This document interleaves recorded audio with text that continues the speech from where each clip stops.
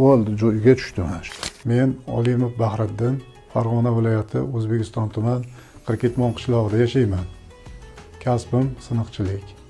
95-yil boshlaganman. Maktabni bitirib boshlaganman. O'shandan beri shu kasb egasiman.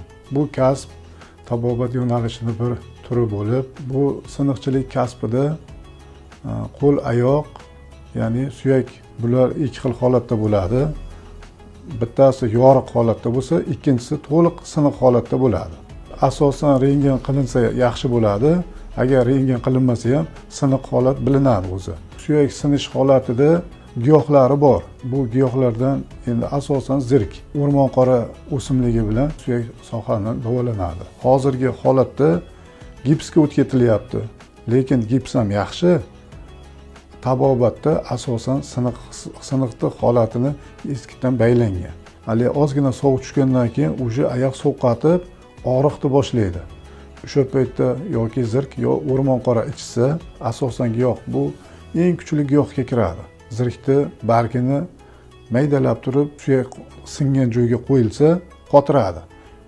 U qo'yilmagan taqdirda ham agar tomirini qaynatib, maydalab solib turib qaynatib ichilsa, asosan suyak qotirish yo'liga kiradi. Gipsda turish holati, masalan, odam 20 yosh bo'lsa, 20 kun. Yoshlarda masalan 7 ga 8 ga kirgan bo'lsa, endi u 20 kun emas, o'sha 10 kun, bir hafta 10 kunda yechib yuborsa ham bo'laveradi. Lekin u 70 ga 80 ga kirgan odamlar shu 20 kun gipsni baylab qo'yib turib, u og'rib ketdi yo yorilib ketdi, boshqatdan yangilash kerak deb yechib yuborilsa, u qaytalashi mumkin. O'sha eski holatga o'tib qolishi mumkin.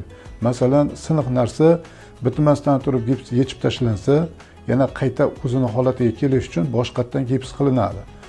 Kunlari o'sha boshidan yana o'sha keyingi safar gips qilingandan hisoblanadi. Yoriq holatda, keyin singan holatda qilsa bo'ladi. Lekin oyoq ishgan holatda turganda rentgen qilmasdan turib shunday gips qilib yuborilsa, unda gips holati bo'lmaydi. Xalq tabobatlariga to'g'ri kelmaydi. Bu zirk ham, o'rmon qora ham davlinani tushiradi.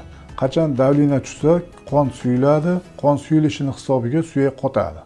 Bu siniqchilik kasbida masalan tirsak bo'lsa, tirsak bu o'zini holatida aqa qiyshayib mumkin yoki sinish mumkin yoki chiqqan bo'lishi mumkin. Chiqqan bo'lsa, joyida solish mumkin mana. O'zini holatda mana. Bo'ldi, joyiga tushdi. Pay cho'zilishi yoki chiqishi yoki yorilish yoki sinish holatini qo'l bilan bunday qilib ko'rsa bo'ladi. Mana bu oyoq bu tomonga bunday bu qayrilib qaytishi mumkin. Qayrilgan bo'lsa, buni solinadi joyiga. Agar chiqqan bo'lsa, bu yerda ishq paydo bo'ladi, o'zini holatida solinadi bunga mana.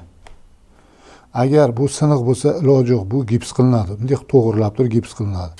Bu tabobat yo'nalishi bo'yicha, siniqchilik bo'yicha 25 yil, 30 yil davomida ishlab kelyapman. Keyingi avlodlarda bu kasb yo'qolib ketmasligi uchun shogirdlarga qo'limizdan kelgancha o'rgatyapmiz. Bu siniqchilik kasbini bardavom bo'lishligi uchun doim xizmatdamiz.